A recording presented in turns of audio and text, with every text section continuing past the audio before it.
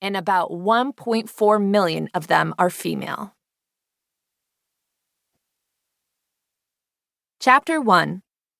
First, a bit of history. Soccer, or football as it is called in many countries, including England, is the most popular sport around the world. It has a very long history.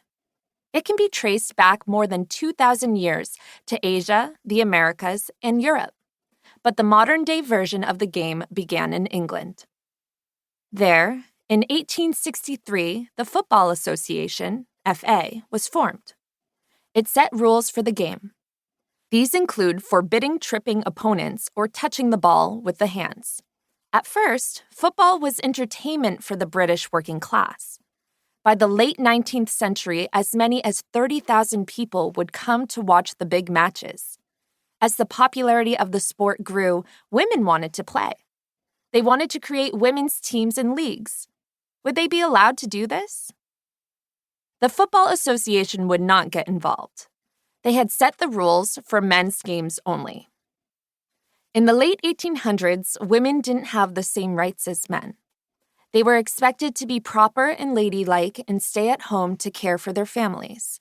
They were not supposed to be running around a muddy football field. But women were determined to take part in the sport they enjoyed. The first women's international match took place in 1881 when England played against Scotland. Between 1881 and 1897, more than 120 organized matches were recorded.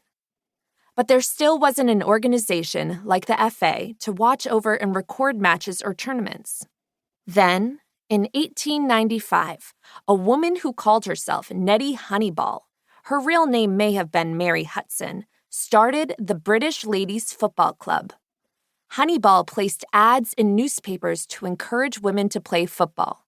She often said that women are not ornamental and useless creatures, and that the manly game could be a womanly game as well. On March 23, 1895, the first women's match that played by FA rules took place in London. The women's teams represented North and South London.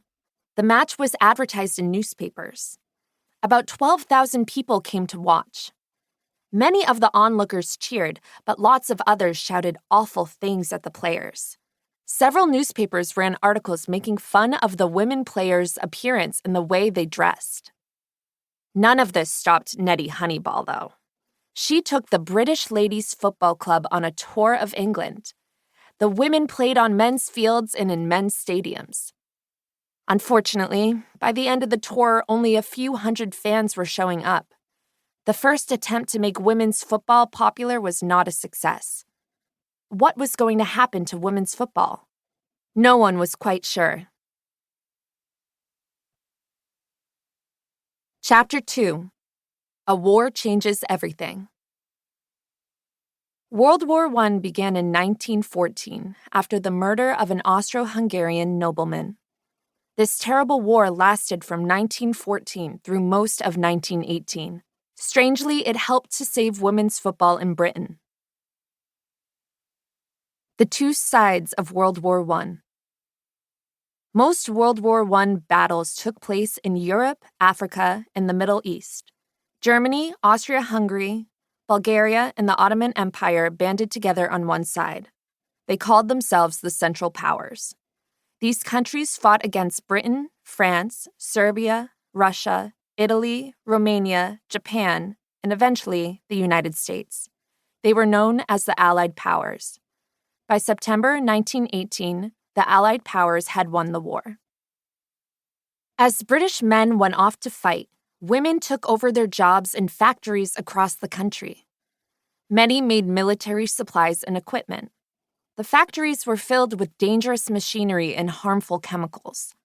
Some factory owners thought it might be good for the women workers to play football during their lunch and dinner breaks. It would keep them strong and healthy. Were the factory owners doing this to support women's football? Not exactly. They thought it would help the women do their jobs better. Soon, these women began to set up football teams. Their games raised money for charity in the war effort. One team became extremely popular and successful. The team was named for the factory where the